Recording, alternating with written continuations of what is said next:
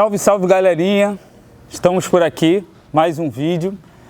Eu me chamo Braulio Coelho, eu faço parte da associação da ONG Centro Sociocultural Letícia Fonseca.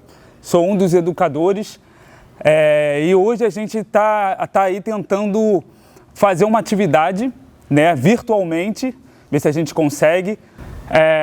A gente está dando continuidade aí nos vídeos com a proposta do incentivo à leitura para gostar de ler, Então, quatro episódios, 4 leituras diferentes, 2 leituras feitas por mim e 2 leituras feitas por Agatha, a educadora Agatha. E a gente pretende com essa atividade estimular a leitura, não somente uma leitura, como uma leitura em si, não crítica. A nossa proposta de leitura é também incentivar a leitura como uma interpretação, A leitura, muitas das vezes a gente acha que a pessoa só basta ter o conhecimento, o domínio da língua para poder efetuar uma leitura. Só que, na verdade, quando você pensa na leitura como uma interpretação, a própria língua se transforma numa ferramenta, Porque a interpretação, ela exige não somente o domínio da língua, mas também exige conhecimento, bagagem cultural e intelectual de quem lê, Precisa estar de acordo em diálogo também com o texto, com a intencionalidade do texto, os caminhos que o texto pode apresentar, durante essa leitura, e a interação, a interatividade. Então é preciso também ter em conta o contexto que rola aquela interação entre o leitor, a leitora, a pessoa que lê, e quem escreveu o texto. Então é com base nisso que a nossa proposta pretende estimular o incentivo à leitura, mais do que estimular somente uma leitura com domínio da língua, mas para estimular a leitura como uma interpretação do mundo e do que está se lendo ali, Então, assim, antes de começar qualquer atividade, qualquer leitura, qualquer ação aqui, eu ia pedir para a galera, dentro de casa, separar um espacinho, ver se consegue, no quarto, na sala, separar um espacinho, para poder fazer um alongamento bem básico, tá, gente? Assim, não sou professor de educação física, não sou a melhor pessoa para poder aqui mostrar para vocês o que seria, mas, enfim, assim, é esticar um pouco o corpo, esticar, botar empurrar o céu, como o pessoal costuma dizer. Por quê? Porque eu acho que é muito importante, em qualquer leitura, a gente estar com o nosso corpo disponível, O corpo tem que estar disposto à leitura e disponível. Porque mesmo a gente fazendo uma leitura, pode ser em qualquer lugar, pode ser sentado na sala, pode ser na cadeira de praia, enfim, na cadeira do trem ou do ônibus ou do metrô. Você, mesmo sem sair do lugar, não se movimentando, o corpo tem que estar disponível e disposto para encarar aquela leitura, para poder interpretar aquilo que ele está lendo, É isso que acaba materializando, vamos dizer assim, essa viagem da leitura, Então eu pediria aí para vocês rapidinho fazer um alongamento, dar uma acordada nesse corpo, Esse episódio, eu vou mostrar um livro que é dedicado ao público, infantil, entre 6 anos de idade até mais ou menos ali os 12, 13 anos, porque num outro episódio, numa outra ocasião, eu vou mostrar um outro livro, que aí esse vai ter uma classificação etária, uma classificação indicativa, porque é uma leitura já um pouco mais complexa, vamos dizer assim, que aí já exigiria um pouco mais de bagagem, dos jovens, um pouco mais na adolescência, assim. Então é isso, vamos que vamos. Fiquem à vontade e fiquem despertos aí que a gente vai começar com a leitura.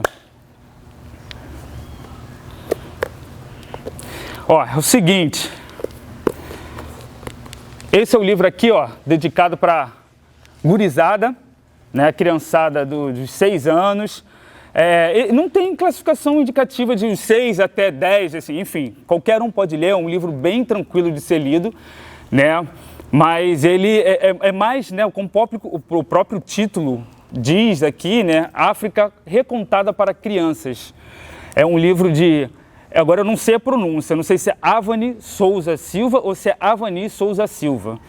Mas está aqui, é uma autora que essa autora também é do curso de letras, eu estou falando isso porque eu também sou estudante de letras, né? Então ela também segue o mesmo caminho de letras, fez graduação, fez formação pós no caminho de letras, e foi publicado pela editora Martin Claret, também não sei como é que é a pronúncia, mas é um livro muito fácil de ser lido, bem tranquilo, né? Se dá para ver aqui pela capa, é legal, porque é uma capa que tem uns relevozinhos aqui, né? Você consegue mexer assim. É uma estética, né? Uma estampa bem parecida com a própria estampa africana, né? Para poder compor legal o livro. Ele, por dentro dele, vocês vão conseguir ver, mas aí a gente põe também as imagenzinhas do lado. Ó, a cada história, a cada conto, tem uma imagenzinha. Tá vendo? Né? E o interessante é que, assim, a autora, o processo dela de formação foi com base em literatura africana, né? E a literatura africana de língua portuguesa. Então, ela quis, ao lançar esse livro, fazer uma compilação de histórias, né, que ela se deparou e encontrou no meio do caminho. Ela diz aqui também no livro que, além disso, um dos maiores estímulos para a criação desse livro foram as próprias histórias que ela ouvia dos seus pais quando era pequena. Então, ao longo dessa trajetória da experiência dela, ela conseguiu reencontrar algumas histórias que ela ouvia, né, oralmente do seu pai, da sua mãe contando, e ela conseguiu, através da pesquisa dela, reencontrar essas histórias. Então, ela tentou fazer uma compilação, ela separou com base nas nações africanas que falam a língua portuguesa. Então, tem aqui Angola, Cabo Verde, Guiné-Bissau, São Tomé e Príncipe e Moçambique. Né? Cada uma dessas nações aqui, ela conseguiu separar umas três historinhas, né? 3 ou 4. E são histórias muito legais porque é bem parecido com o que a gente aqui no Ocidente, né, tá bastante acostumado com as fábulas. Então, você percebe que as histórias africanas presentes no livro, né, tem essa pegada com fábula, né? E eu separei três historinhas daqui do livro, né, uma de Angola, uma história angolana, uma de Guiné-Bissau e a outra de São Tomé e Príncipe, que são histórias que eu senti assim bem interessante com a pegada da nossa sociedade, né, do nosso universo. É engraçado, o legal, o interessante é que ela fala no livro que muitas das vezes uma história dessa contada na África, né, ela não apresenta um final, né, não tem um final definido. E é um ditado que diz, né, que assim, quem conta um conto aumenta um ponto. Então ela deixa bem claro aqui que todas as narrativas, todas as historinhas que ela colocou aqui, ela teve uma interferência dela, né? Ela deu uma mexidinha aqui, outra ali, mudou uma vírgula, mudou um pontinho. E isso é bem interessante, é bem legal, porque a gente aqui, né, não tem essa percepção, porque isso se configura com coisas de direitos autorais, com plágio, com um monte de coisa, né? Então isso é bem comum, né? Se você parar para prestar atenção até que nas outras cosmovisões, vamos dizer assim, né? O que seria uma cosmovisão? Seria uma visão do universo diferente do que a gente na nossa sociedade ocidental tem. Então, dentro da cosmovisão africana, do universo africano, é muito comum a gente ouvir as histórias, né? E essas histórias não terem o mesmo final, a mesma moral que a gente tem e está acostumado nas nossas fábulas, né? Então, assim, a historinha que eu separei de Angola, ela se chama O Leão e o Chacal, né? É uma história interessante porque os animais, assim como uma figura de linguagem que a gente utiliza na nossa língua portuguesa, né, que é a prosopopeia, que é uma figura de linguagem que você dá características humanas a seres inanimados, animais, né, entidades não humanas. Então, o livro todinho é permeado com essa figura de linguagem, com a prosopopeia. Então, essa história do leão e o chacal conta a história de um leão e um chacal. Para quem não conhece o chacal é um tipo de cão, é um canídeo, né? Então, assim como a raposa, como o lobo, é o chacal. Então, conta a história dos dois que moram dentro lá da mesma selva, só que os dois tomam conta de outros animais, né? Então, o leão, ele tem um bode e o chacal tem uma cabra. E aí o chacal tem uma ideia de perguntar para o leão se o leão poderia doar o bode dele para ele poder juntar com a cabra. Eles têm a cria deles lá e depois o chacal devolveria o bode para o leão. Era só mesmo para poder ter uma ninhada, para poder procriar e dar continuidade à criação dele. Aí o leão aceita a empreitada. Aí ele leva o bode lá consegue namorar e a coisa acontece com a cabra.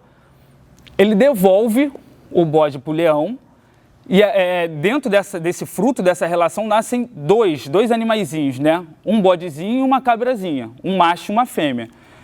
Ele o chacal devolve o bode para o leão e devolve uma das crias para o leão. Ele dá a fêmea, a cabritinha, para o leão. Aí o leão pergunta, só nasceu ela? Aí ele diz, não só nasceu ela, nasceu um casal. Então eu fiquei com um bode para poder fazer par com a minha cabra, né? E eu tô te dando aí essa cabrinha que nasceu para poder fazer par com o seu bode. Só que o leão não acha justo. Ele não acha justo, ele falou, não, mas você pediu emprestado o bode, né? Foi o meu bode que gerou essas crias, então eu não acho justo você, além de devolver o meu bode, você não entregar o que nasceu dessa relação. Aí o chacal não concorda, ele falou, não vou concordar com isso, eu acho justo que cada um tenha, né, uma cria. E aí o leão, como o rei, né, da floresta, essa fama que ele carrega, ele falou, então amanhã a gente vai fazer um julgamento. A gente vai fazer um julgamento, chama todos os animais, eu quero todos os animais presentes para a gente poder julgar e ver quem é que vai ficar, né, com o fruto dessa relação entre o meu bode com a sua cabra. Aí ele pede para o chacal reunir todo mundo, avisar os animais da selva e tal.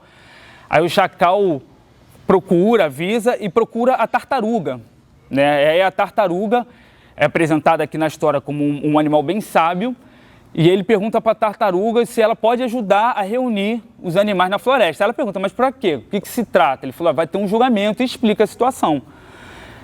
Aí ela falou assim, pode deixar comigo, que eu vou reunir, eu vou avisar todo mundo, e não comecem o julgamento enquanto eu não estiver presente. Esse é o recado lá que a tartaruga deixa como aviso.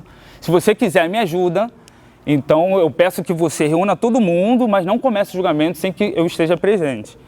Aí no dia seguinte, reúne todo mundo, aparece todo mundo, aí o chacal anuncia, gente, tá faltando a tartaruga e a gente não pode começar o julgamento enquanto a tartaruga não estiver por aqui. Fica todo mundo apreensivo, esperando, a tartaruga demora, naquela lentidão dela, devagarzinho, nos passinhos, na calma. E os animais todos enfurecidos, querendo saber, eu tenho hora, eu preciso ir trabalhar, preciso fazer um monte de coisa, tenho que cuidar de não sei o quê. Aí a tartaruga chega depois de muito tempo, uma grande demora, e os animais enfurecidos, né, chegam em cima dela, por que você demorou tanto? Tá todo mundo aqui, você se acha, né, o melhor animal daqui? Isso não é justo com a gente e tal. Aí ela pede desculpa e também fala que não é justo eles maltratarem ela porque não sabia o que tinha acontecido com ela, que acarretou na sua demora, né? Daí ela fala, eu demorei porque eu tive que cuidar do meu pai. O meu pai acabou de dar à luz. E os animais, né, ficam em êxtase, numa animação. Caramba, que legal, pô, que notícia boa, desculpa ter feito isso e tal, não sei o quê. Aí cai a ficha, né, assim, mas espera aí, você falou o quê? Seu pai deu à luz? Aí a tartaruga disse, não, meu pai deu à luz. E aí fica todo mundo confuso, né, mas como assim seu pai deu à luz? Assim, o seu pai não é macho? Como é que ele vai dar à luz? Né? Só se ele for o único macho dessa selva, desse reino aqui, que ele consegue dar luz, né?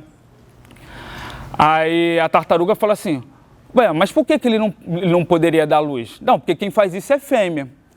Aí a tartaruga disse, então por que a gente está reunido aqui nesse julgamento? É para tratar sobre que assunto? O assunto aqui não é sobre essa coisa de dar à luz, de ter o privilégio de poder ficar com a sua cria? Então, assim, se o julgamento é para falar sobre isso, e vocês estão falando o quê? Macho não dá luz? Para que a gente está reunido aqui, então?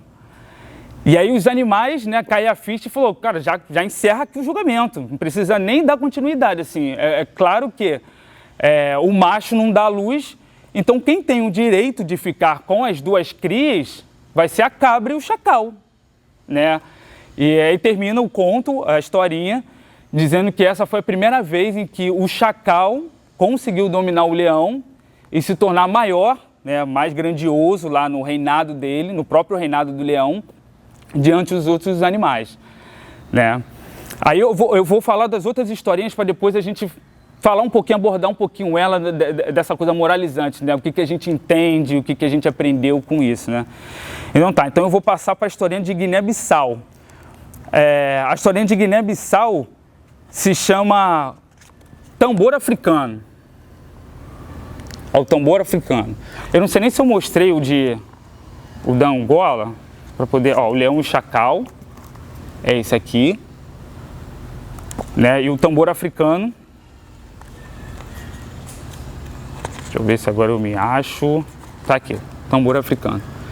Esse eu achei muito legal porque é bem a minha cara, assim, eu gostei muito porque traz um pouco do universo, que é um universo que eu gosto muito, né? Que é o universo da música, o universo do tambor.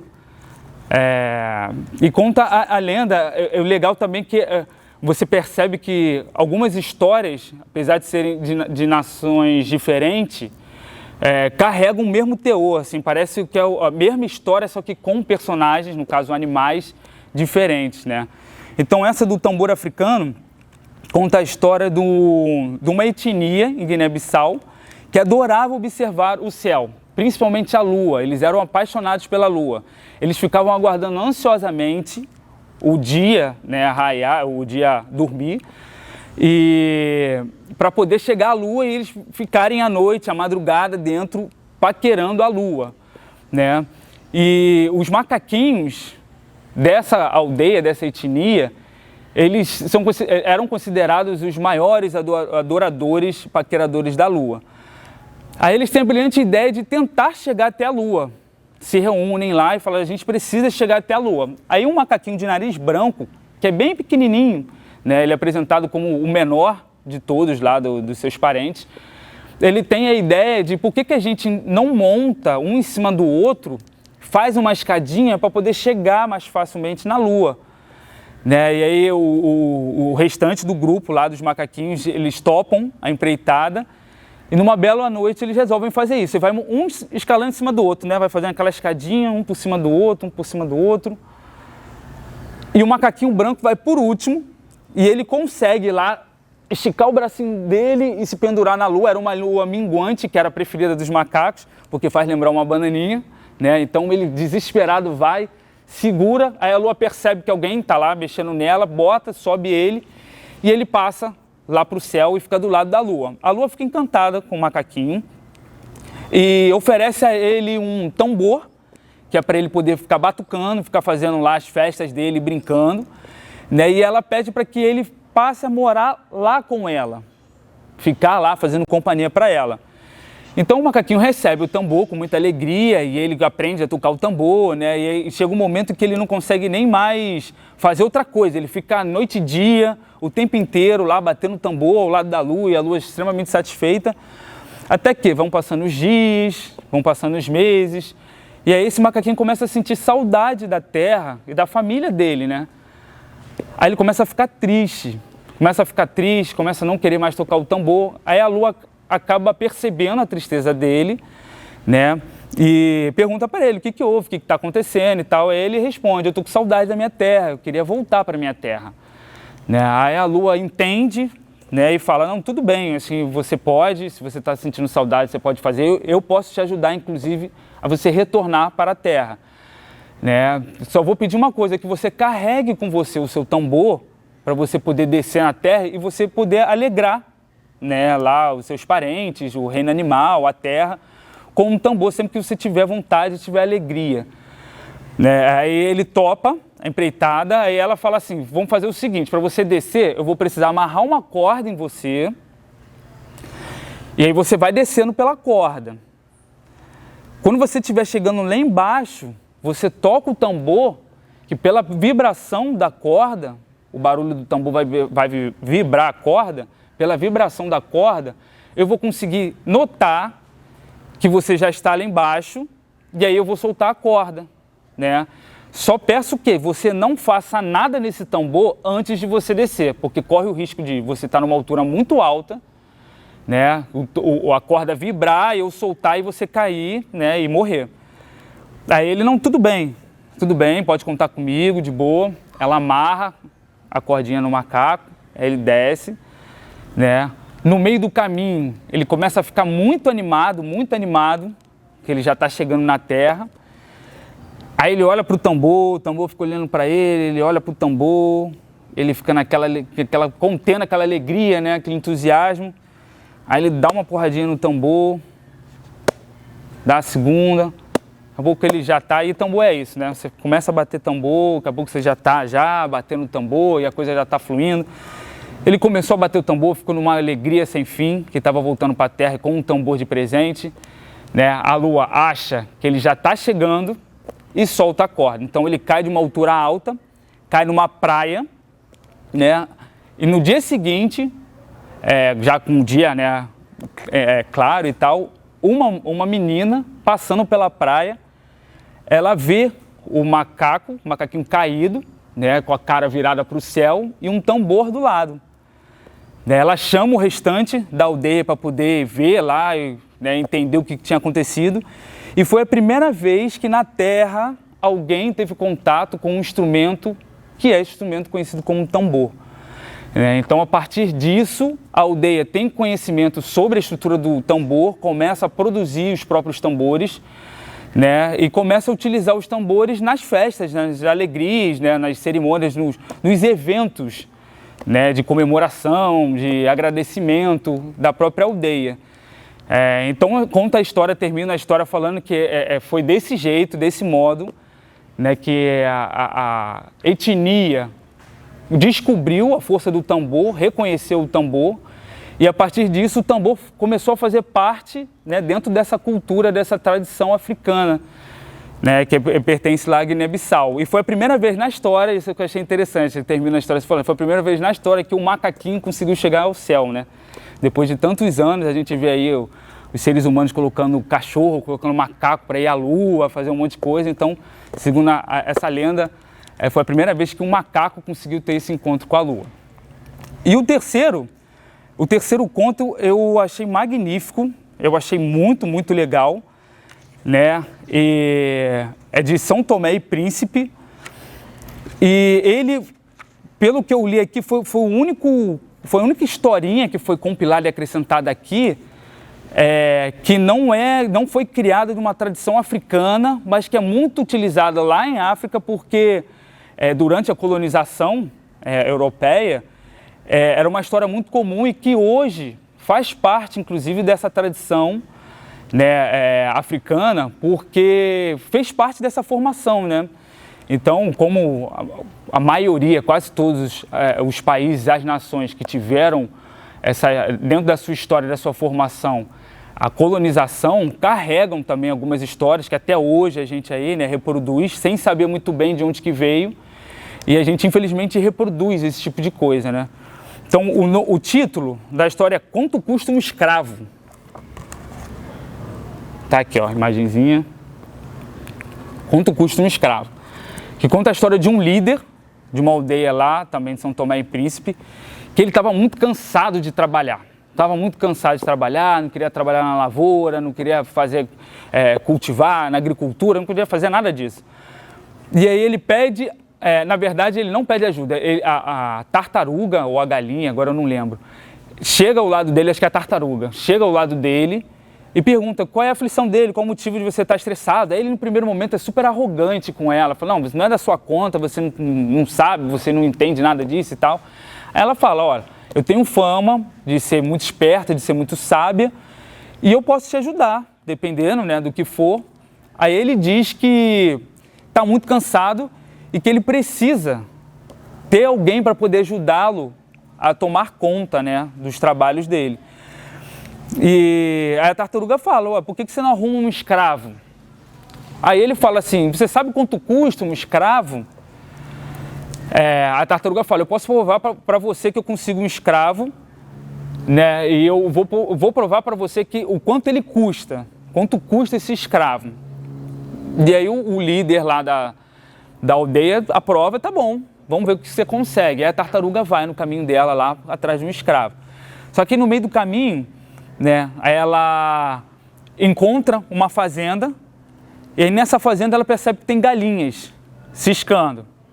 Aí ela vai e pega uma galinha. Aí uma das pessoas, né, dessa propriedade da fazenda vê que ela está tomando a galinha e vai atrás dela. O que é que você está levando e tal, não sei o que. Aí a tartaruga diz, essa galinha precisa ser prendida, porque ela ingeriu uma preciosidade da realeza.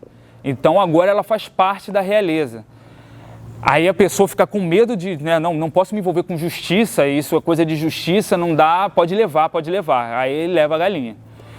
No meio do caminho ele encontra um pastor, se não me engano, que está chegando com um boi, e ele pede para parar, o pastor parar ali com o bando, né, com um monte de boi, e fala assim, esse boi daqui eu preciso apreender.